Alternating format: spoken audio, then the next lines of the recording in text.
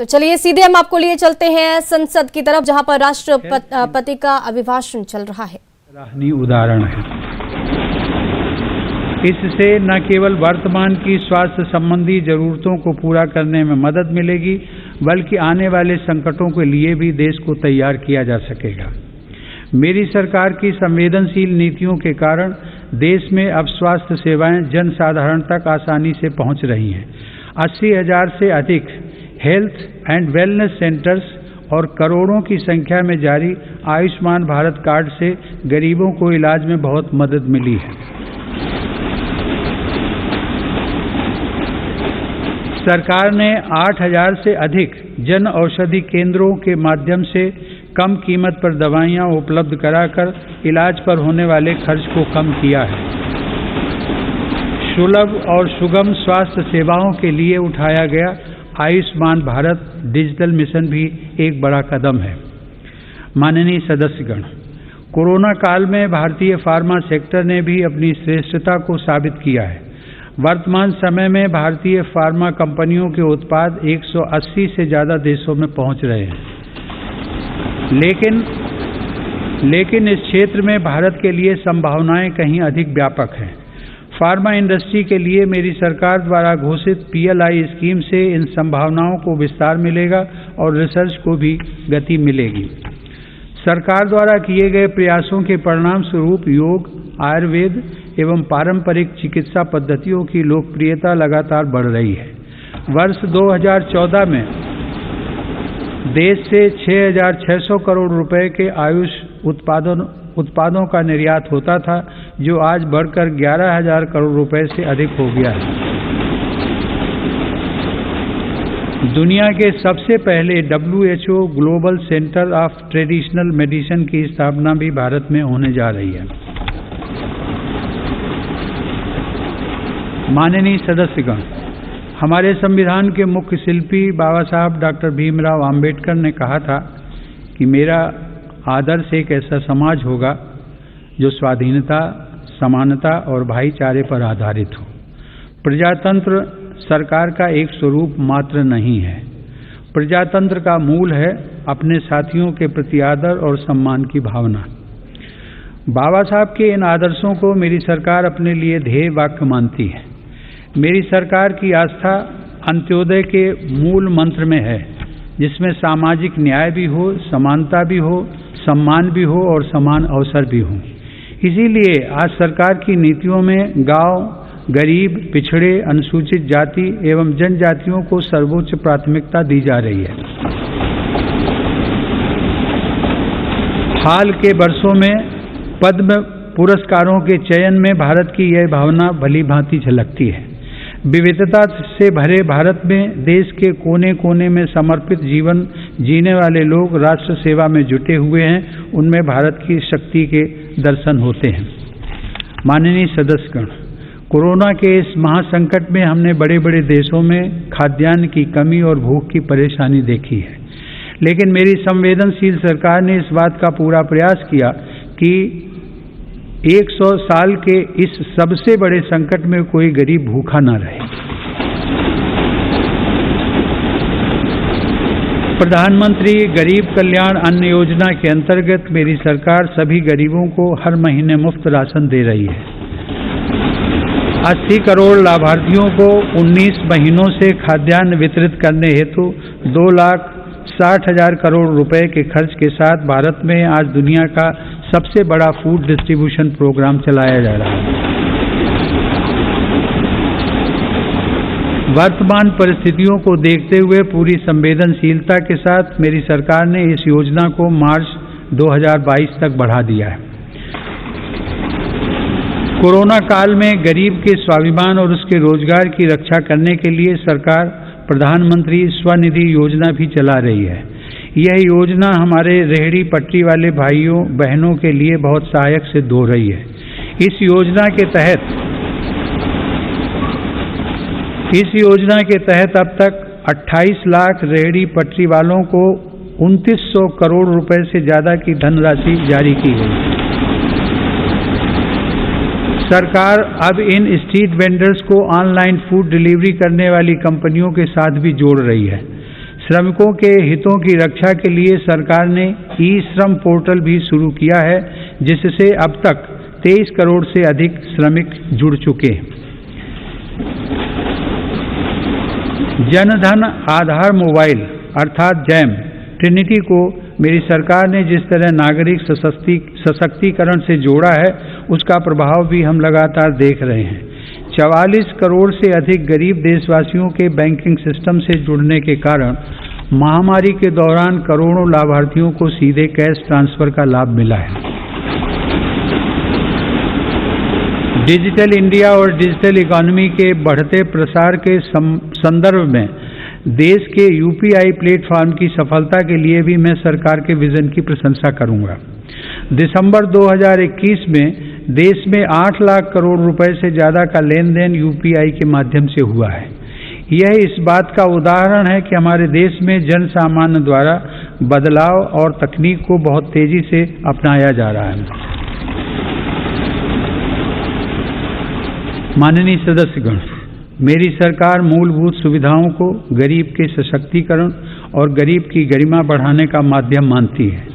पिछले वर्षों के अनवरत प्रयासों से प्रधानमंत्री आवास योजना में अब तक 2 करोड़ से अधिक पक्के घर गरीबों को मिल चुके हैं। प्रधानमंत्री आवास योजना ग्रामीण के तहत गत 3 वर्षों में करीब 1.5 लाख करोड़ रुपए की लागत से 1 करोड़ 17 लाख घर स्वीकृत किए गए हैं। हर घर जल पहुंचाने के उद्देश्य से शुरू किए गए जल जीवन मिशन ने लोगों के जीवन में बड़ा बदलाव लाना शुरू कर दिया है। महामारी की बाधाओं के बावजूद करीब 6 करोड़ ग्रामीण घरों को पेयजल के कनेक्शन से जोड़ा गया है। इसका बहुत बड़ा लाभ हमारे गांव की महिलाओं, बहनों, बेटियों को हुआ है। ग्रामीण क्षेत्रों में लोगों को उनकी संपत्ति के दस्तावेज देने के लिए शुरू की गई स्वामित्व योजना भी एक असाधारण प्रयास है। इस योजना के तहत अब तक 27,000 गाँव में 40 लाख से अधिक प्रॉपर्टी कार्ड दिए जा चुके हैं। ये प्रॉपर्टी कार्ड न केवल विवादों को रोकने में सहायक हैं, बल्कि गांव के लोगों को बैंकों से मदद मिलना भी आसान हो रहा है। माननीय सदस्यगण, मेरी सरकार ग्रामीण अर्थव्यवस्था और देश के किसानों को सशक्त बनाने के लिए निरंतर काम कर रही है। वैश्विक महामारी के बावजूद साल 2020-21 में हमारे किसानों ने 30 करोड़ टन से अधिक खाद्यान्न और 33 करोड़ टन से अधिक बागवानी उत्पादों की पैदावार की।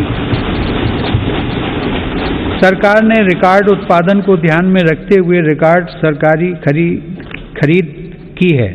रबी की फसल के दौरान 433 लाख मीट्रिक टन गेहूं की खरीद की गई, जिससे लगभग 50 लाख किसानों को सीधा फायदा पहुंचा है। खरीफ की फसल के दौरान रिकॉर्ड लगभग 900 लाख मीट्रिक टन धान की खरीद की गई, जिससे 1 करोड़ 30 लाख किसान लाभान्वित हुए। सरकार के प्रयासों से देश का कृषि निर्यात भी रिकॉर्ड स्तर पर बढ़ा है। वर्ष 2020-21 में कृषि निर्यात में 25% से अधिक की वृद्धि दर्ज की गई। यह निर्यात लगभग 3 लाख करोड़ रुपए पहुंच गया है। हार्टिकल्चर और शहद उत्पादन भी किसानों के लिए आमदनी के नए स्रोतों और बाजार तक उनकी बढ़ती पहुंच के महत्वपूर्ण माध्यम हैं। शहद उत्पादन को प्रोत्साहन देने से वर्ष 2020-21 में देश का शहद उत्पादन 1,25,000 मीट्रिक टन तक पहुंच गया है, जो कि 2014-15 की तुलना में करीब 55% ज़्यादा है। 2014-15 की तुलना में शहद की निर्यात मात्रा में भी 102% से ज़्यादा की वृद्धि दर्ज की गई है। किसानों को उनकी फसल के अधिक दाम मिले, इसके लिए उनके उत्पादों का सही बाजार तक पहुंचना जरूरी होता है। इस दिशा में सरकार ने किसान रेल सेवा शुरू करते हुए किसानों के लिए खुशहाली के नए रास्ते खोलने का काम किया है। कोरोना काल में भारतीय रेल ने सब्जियों, फलों तथा दूध जैसी जल्दी खराब होने वाली खाद्य सामग्री के परिवहन के लिए 150 से अधिक मार्गों पर 1900 से ज़्यादा किसान रेल चलाई और करीब 6 लाख मीट्रिक टन कृषि उत्पादों की ढुलाई की। यह इस बात का उदाहरण है कि अगर सोच नई हो तो पुराने संसाधनों से भी नए रास्ते बनाए जा सकते हैं।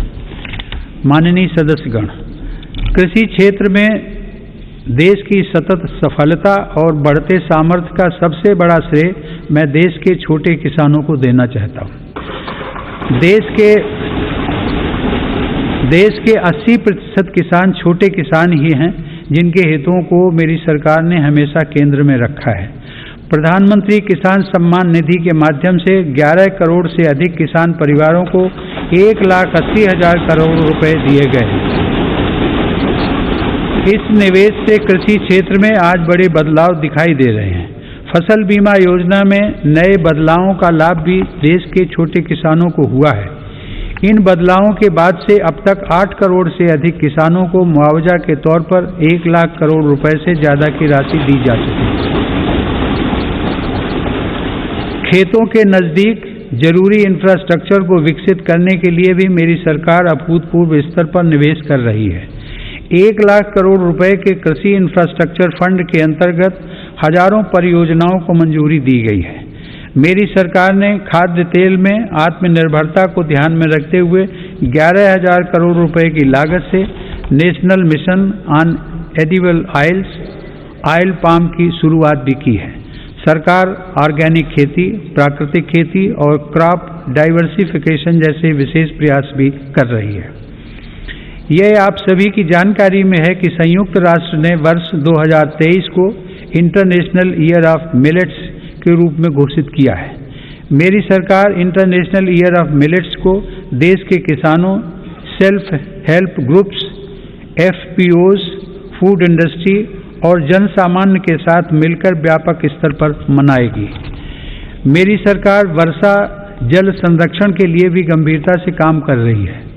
देश में रेन वाटर हार्वेस्टिंग इंफ्रास्ट्रक्चर के निर्माण और पारंपरिक जल स्रोतों के जीर्णोद्धार के लिए विशेष अभियान चलाए जा रहे हैं। प्रधानमंत्री कृषि सिंचाई योजना के तहत विभिन्न परियोजनाओं और अटल भू जल योजना की मदद से देश में 64 लाख हेक्टेयर सिंचाई क्षमता विकसित की गई है। नदियों को आपस में जोड़ने की योजनाओं पर भी सरकार ने काम आगे बढ़ाया है। हाल ही में 45,000 करोड़ रुपए की लागत से पूरी होने वाली केन बेतवा लिंक परियोजना को भी स्वीकृति दी गई है। यह परियोजना बुंदेलखंड में पानी की चुनौतियों को समाप्त करने में सहायक होगी। माननीय सदस्यगण, ग्रामीण अर्थव्यवस्था को गति देने में महिलाओं की भूमिका अधिक विस्तृत होती जा रही है। 2021-22 में 28 लाख सेल्फ हेल्प ग्रुप्स को बैंकों की तरफ से 65,000 करोड़ रुपए की मदद दी गई है। यह राशि 2014-15 की तुलना में 4 गुना अधिक है। सरकार ने हजारों महिला सेल्फ हेल्प ग्रुप्स के सदस्यों को ट्रेनिंग देकर उन्हें बैंकिंग सखी के रूप में भागीदार भी बनाया है। ये महिलाएं ग्रामीण क्षेत्रों में बैंकिंग सेवाओं को घर घर तक पहुंचाने का माध्यम बन रही हैं। महिला सशक्तिकरण मेरी सरकार की उच्च प्राथमिकताओं में से एक है।